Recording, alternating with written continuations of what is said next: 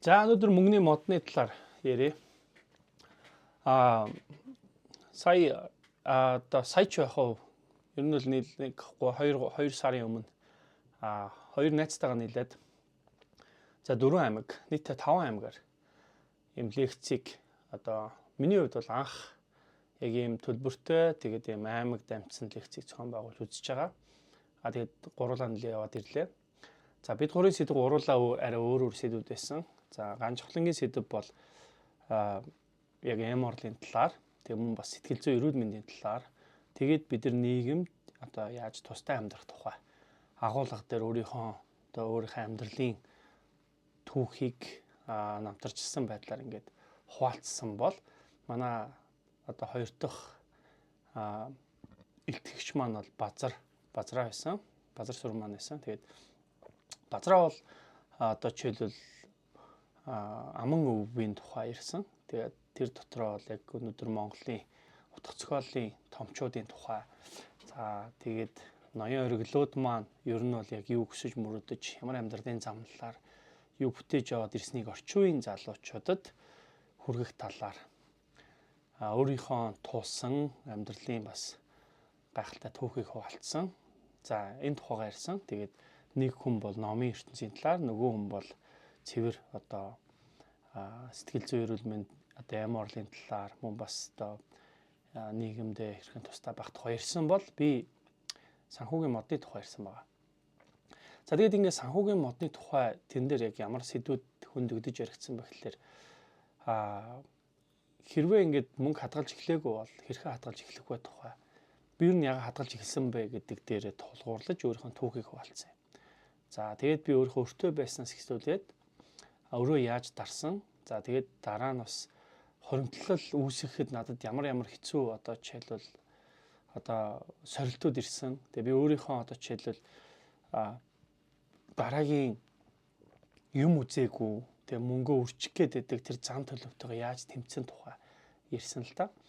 Тэгээд тэрний дараагаар бол жоохон цугласан мөнгийг ингээд үрхгээд байдаг тий янз янзын аргаар үрхгээд байдаг. Жишээл хүмүүс дансандаа бол мөнгөтэй бөө мөнгөтэй байж чаддаггүй. Зарим нэг бол за нэгэнт ингээд цуглуулсан юм чи одоо жоохон хэрэглээд буцаад цуглуулчих юм чи гэж боддог ч юм уу. Эсвэл тэгшлий гэж бодож үрдэг ч юм уу. Гэт янз янзын байдлаар үрж эхэлдэг. Одоо ч гэсэн би бас яг тийм асуудалтай хэвээрэл байгаа байхгүй тий ингээд за нэг тэдэн төгрөгөл үлдээчээ тэрнээс дээдх нь бол хэрэгжилээ ч гэх юм уу гэдэг ийм бодлоод байгаад байдаг гэсэн үг. За тэгээд 3 дугаарт болохоор мөнгөний модны тухай ярьсан. За мөнгөний мод гэдэг маань болохоор бид нар амьдрал дээр амар гоё харагддаг.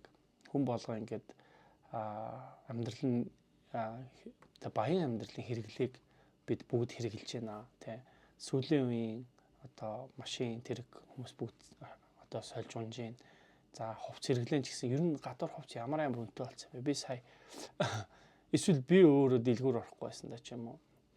Ороод үтсэн чинь бол Улаанбаатар ихтлгүүрт бол зүгээр л дан костюм бичэк бол 500-аас буухгүй болсон байх шүү. За 400 багтаал нэг 450 дан костюм штэ. Тэгээд үнэтэй нь бол 700-800 ч юм уу болцсон байна.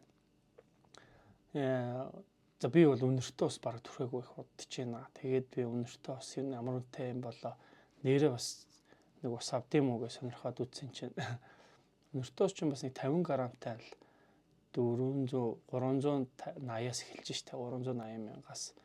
Тэгэл за надад таалагдж байгаа нь нөхөр 450 маяг те 500 авчих жоохоо. Тэгэхээр ингээд юм үнэтэй болоод байгаа маань. Монголд юм улам л үнэтэй болоод байгаа. Энэ нь тухайлсан бүтээгдэхүүний тухай биш те. Одоо би зөвхөн үнэртөө ус юм эсвэл костюм бичэкийн тухай яриаггүй. Ер нь л юм ингээд яг мэдгэдэгч үнэн улам нэмэгдэж байна. За тэгээд ингээд харахаар одоо ингээд бидний ийм хэрэглээнүүдийг бол хэрэгжилж байна. Бүгд ийм гоё тансаг хэрэглээнүүдийг бол амьдрал дээр хэрэглээд эхэлж байна. Тэгэхээр ингээ харахаар бол хүмүүс мөнгөтэй юм шиг. Гэхдээ яг ингээд одоо санхүүгийн мод дээр юу яригддаг гэхээр яг модны одоо гайхалтай ургаж байгаа мод бол байгалийн хуулиар бол үндэс сайтай байж илүү их том бүдүүн мод ургадаг. Тэгвэл үндэс муутах юм бол тэр мод гайхалтай урах боломж байхгүй. Хүний амьдрал дээр юу явагдаад байна гэхэлэр яг модны хуулиас жоох өөр хууль эффектүүд үүслээд байна л да. Тэр нь бид нэр гаднаа гоё юм ургаж байгаа мод шиг харагдаж байна л та. Цэцэг навч мөчөөр юу н ургацсан юм шиг те. Тэнгууд бид нар үндсээрээ ингээд байхгүй ялзарж байгаа тухай энэ мөнгөний мод гэдэг энэ хичээл дээр яригддаг л да. Одоо хичээл яг түүх туршлага дээр яригддаг гэсэн үг. Тэгээд тэгэхээр би ер нь ямар одоо санаануудыг төвшүүлсэн бай. Одоо туршлага хуваалцсан бэхлээр нэгдүгürt бол бид нар ингээд юм гаднаасаа гой баян харагдах гэж хэрэглээгээ ингээд одоо хуурамч баян амьдрал руу ингэж очих нь бидний санхүүг маш тийм хэврэг болгож байна. Тэгэхээр бүгдээ айл болох тийм ингээд гой байртай, гой машинтай, гой хувц хэрэглээд, гой өнөртөө устай, гой цагтай, гой утастай юу гэдэг ийм байхаасаа өмнө хоригдлын системийг хийдэг зүгээр юм дадалтай болох хэрэгтэй. Энэ нь одоо жишээл хизээ хэрэглэх юм бэ гэдэг асуулт тавьдаг хүмүүс байдаг. Чиний хоригдлын дадлал алдагдахгүй байвал тэгээд чи хэрэгжилж болно. Хоригдлын дадлыг алдахгүй байх хэрэгтэй. Хоёрдугаарт орж ирсэн мөнгөний тодорхой хувийг шүү. Хувийг цааш нь хийгээд үлдсэн мөнгөөр амьдрч чадчихвэл чиний амьдрах чадвар одоо маш зөв өсөлт рүүгээ явж байна. Тэгээд чи жинхнээсээ яг өнөөдөр тэр хэрэглэх гээд байгаа баян амьдрал руугаа ч юм уу эсвэл энгийн таатай тухтай амьдрал руугаа явах гээд байгаа юм алхам руу явж гин гэсэн үг л дээ. Үг юм байна тий. Тэр тухай ингээ тэр одоо агуулга дээр би ярьсан.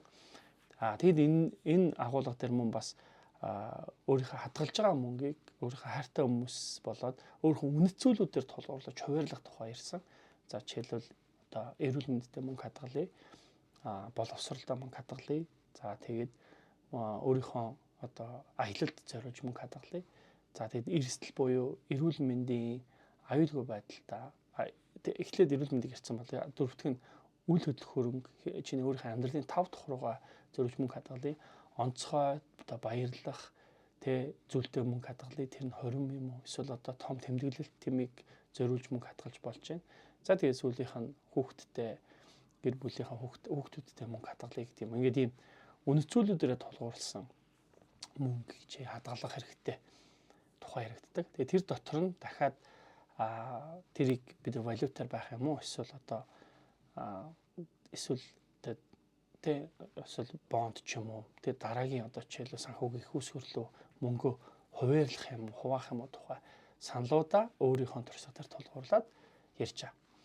За тэгээд энэ дотор би нэг хэд хэдэн юмнууд яригдчих байгаа. Эхлээд бол би өөрийнхөө одоо яаж өрнөөс гарсан тухайгаа ярьж байгаа. Хоёрдугаарт болохоор жоохон мөнгө хадгалаад эхлэхэд тэр хадгалж байгаа мөнгө үрчээд исэн үйл явдлын тухай ярьж байгаа. За гуравт нь болохоор хадгалсан мөнгө маань жоохон нэмэгдээд эхлэнгууд би тэрийг бөөн том шийдвэр гаргах гэдээс учраас яаж хуваах вэ тухай агуулгаар ярьж байна. Тэгэхээр энэ дээр бол нэлээд хэд хэдэн агуулгыг нэгтгэхэд нэг ийм хичээл болгоод цаг хүрэх хугацаанд ярьж гин гэсэн үг. Одоо ч гэсэн би байгууллагуудын лекцийн санал тавихлаар энэ сэдвүүдээр яг ярьдаг л да. Тэгэхээр энэ ярианы агуулга сэдв дээр том 3-аас 4 агуулга мэдээлэл ингээ нуугдчихж байгаа байхгүй. Одоо багтаах гэж үзэж байна гэсэн үг байхгүй. Амсуулаад явж байгаа гэсэн. Гэтэ ингэж ярихгүй болохгүй юм л да. Яг тэгэхээр нийтдээ намайг сонсож байгаа, танхим сууж байгаа хүмүүс тэр нэг мөнгөний мод гэдэг шиг юм хуурамч харагддаг учраас би тодорхойлох боломж байдаггүй. Зарим хүмүүс нөртэй байгаа. Тэгэхээр тэр хүмүүст бол миний тэр өрнөөсөө гарч исэн үйл явдал тэр хүнд илүү чухал байгаа. Гэтэл зарим хүнд нь болохоор үнэхээр өөр бол байхгүй. Яг өөр нь бол өөрийнх нь асуудлын өндөр түвшинд ирээгүй, зоох түвшинд нэрээгүй байгаа. Гэхдээ тэр хүн бол жоохон хэмжээний мөнгө хадгалсан байгаа байхгүй. Тэгээ тэрийг аль тогтоож чаддаггүй, үрчээд байгаа. Миний тэр нэг жоохон мөнгөтэй болонгууд л намайг хатгаад байгаа тэр сорилтуудын үе дээр явж байгаа хүн байж таарч байгаа. За дараагийн хүмүүс нь болохоор яг нэг орлого нь өндөр болцсон. Тэгээд амьдралаа хэрэглээг болон өндөр болгоцсон. Тэгээд хадгалдаггүй. Эсвэл хадгалсан ч гэсэн ганцхан хүүхдийн мөнгөтэй.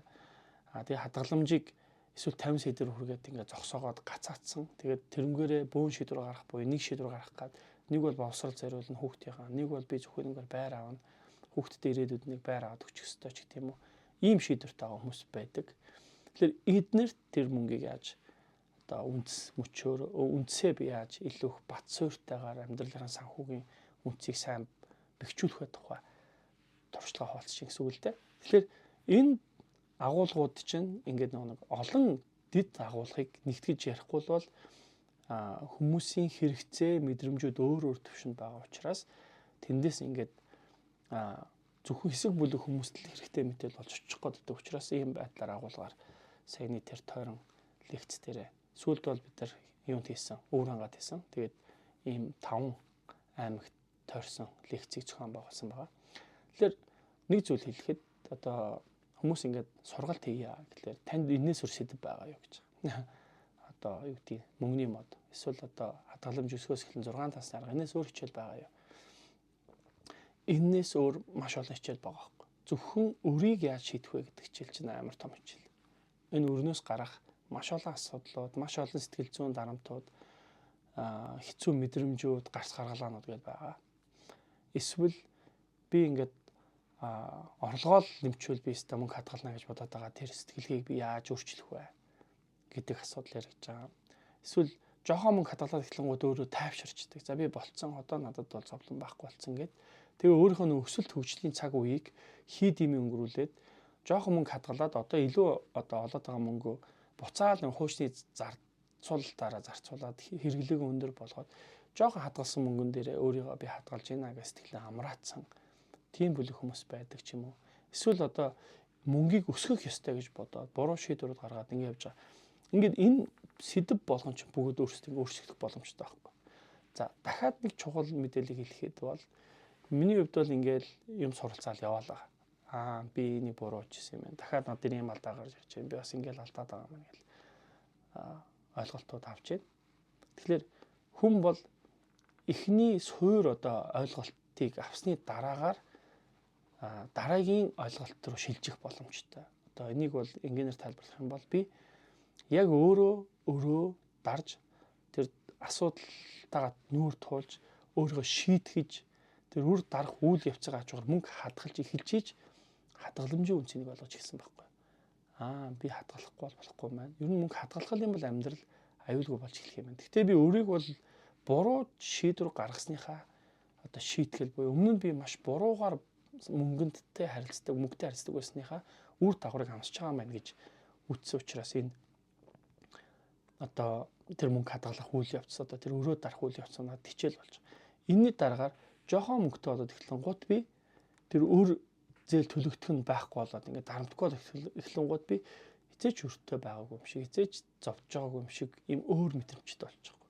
Тэгэхээр би дараагийн ойлголт маань ингээд комфорт зон буюу тухтай бүс рүү ороод эхэлж байгаа юм л да. Зовлон багтаа болоод эхэлж байгаа. Тэгэхээр тэр үед бол надад эрэг челленж нь би жоохон хадгалж байгаа мөнгөө яаж маш ухаалаг зарцуулах ёстой. Тэгэхгүй би ингээд одоо болцсон би өргөө болцсон жоохон хадгалсан юм чи ингээд тайвширчих юм бол би дахиад буцаагаад нөгөө нэг тэр өртөө асуудалтай зовлонороо буцаж унаа штэ гэдэг энэ ойлголт надад суур дэвсгэр болж үйлчлэнэ гэсэн үг. Тэгээд би одоо тэр яаж одоо мөнгийг одоо байгаа жоохон мөнгөө зөв хуваарлаж хоримтлалаа илүү жоохон бэхжүүлэх вэ гэдэг ийм ойлголт руугаа явж эхэлж байна гэсэн. Тэгэхээр одоо баашингаар бол хундаамал бид нар сайн бий болохгүй бол шинэ гой өндөр башин бариад эсэн дээр барьсан баашинтай адилхан гэж үздэгтэй адил үйл явдал болно гэсэн үг байхгүй юу? Нэг л зохиход л тэгээд тэр чинь нураал унна гэсэн үг. Яг энэ ойлголтоор одоо жишээлбэл эхний ойлголтоос дараагийн ойлголт ухаарлыг олж авах ийм өрөлтөөр санхүүгийн ойлголтууд явдаг. Гэтэл хүмүүс одоо хоримтлын талаар ойлголт байхгүй байжж хувьцааны талаар ойлголттой болох гэдэг. Тэгэхээр эн чинь бол суур ойлголт нь өөрөө хоримтлал гэдэг ойлголт байхгүй. Тэгэхээр хэрвээ энийг ойлгож чадаагүй бол та хувьцаатай ажиллах боломж маш хэцүү. Тэгэхээр энэ чинь нөгөө нэг яаж би эхний ойлголт буюу эхнийхээ нэгдүгээр ангийн мэдлэгийг авчаад үсхийг сурчаад дараа нь би уншиж өгүүлбэр холбож эхэлнэ гэдэг үйл явдлаар асуудлыг харах буюу сурах процесс ингээ харах юм бол нэлээд юм зузаатгаад юм өргөн ойлголт болж байгаа. Тэгэхээр би заримдаа нэг алдаа гарах гэдэг. Яг нөгөө нэг өнгөрсөн зарим бүх асуудлыг ингээд өөрөө даван туулсан. Одоо надад байхгүй байгаа мэдрэмжүүд байгаа учраас тэрийг дурсан санах, дахиж ярих нь багасаад яг одоо үйл явдлуудаа яриад тахлаар зөвхөн яг надтай одоо санхүүгийн одоо амьдрал нь ойролцоо хүмүүст л миний яриаг хурж очиад өмнөх нөө зовлонтой байсан асуудал маань яригдхаа болигдоод эхлэхлээр нөгөө нэг санхүүгийн зовлонтой асуудалтай байгаа хүмүүст агаар юм шиг сонсогдох магадaltaй гэсэн үг л дээ. Тэгэхээр хэлэх гээд байгаа зүйл бол энэ дотор нэлээд агуулгууд байгаа шүү. Тэгээд хоёрдугаарт гэх юм бол та яг өөр тулгуурсан асуудал дээр л өөрийнхөө эхний ойлголтыг л олж авч иж дараагийн ойлголт руу явах хэрэгтэй гэдгийг одоо би хүлээн зөвшөөрөх хэрэгтэй юм шиг байна. Тэгхгүйгээр би ингээ за ер нь бол одоо өөртөө юм байж за яг өрнөөс яаж гарах чинь би сонс ойлгочлоо гэд өөрийнхөө өрнөөс гарах алхам хийгээгүйжиж тэгэд хадгалсан мөнгөөр яг яах юм. Тэрийг одоо яах юм гэдэг философийн асуудлыг асуугаад тэгэд байхгүй байгаа мөнгөө одоо асуугаа. Тэгээ би тэрийг ер нь сайхан амьдрах гэж хэрэглэх ёстой юм биш үү гэх юм. Өөрийнхөө болохгүй байгаа зам дутагдлаа батлаад ойлгочихгоо ухаарах гал. Тэгэхээр надад буруу байгаа юм байна гэдгийг хүн энэ үйл явдлаар ойлгодог болохоос ш нэг удаа сууж байгаа нэг хүний ярьснаас тийм байна гэдээ ойлгох боломж байдаг. Тэгэхээр нэлээд урт хугацааны юм уулзалтууд хийж санхүү сэтгэлгээ өөрчлөгддөг юм байна. Хоёрдугаар сургалт хэрвээ мэдээлэл авах юм бол тэр дотор нэг л сэдв байгаа юм шиг боловч олон дэд сэдвүүд олон агуулгууд байгаа. Тэр болгоно ингэж хуваагд хийгээд явах бүрэн боломжтой гэсэн үг. За тэгээд бид дараагийн нэг зүйлийг хэлэх гэж байна. Юу гэхээр би одоос онлайн сургалтын хөтөлбөр эхлүүлэх гэж байгаа. Тэгээд өмнөх 30 хөтөлбөрөөс арай жоохон өөр дахиад ийм хөтөлбөр төлөвлөж байгаа. Өмнөх 30 гэдэг хөтөлбөрийг болохоор нэгдсэн юм групп байгуулахаар шийдэж байгаа. Тэр группт тодорхой төлбөр төлөөд тэгээд тэр группт хүмүүс нэмэлэн тэрэнд хичээлүүд оруулчихна. Тэгээд тэн дээр би заримдаа лайв мэдээлүүд хийж байна. Тэний ингээд байнгын байж идэг групп үүсгэх төлөвлөгөөтэй байгаа. Тэгээд тэр группийг утгагүй нэг юм групп нэгээд хүмүүс санал болгоод зарлаад явна. Дараагийнх нь болохоор сургалтынхаа агуулгыг би одоо бэлдэж эхэлж байна. Яг өнөөдөр заагдж байгаа агуулга хичээлүүдээ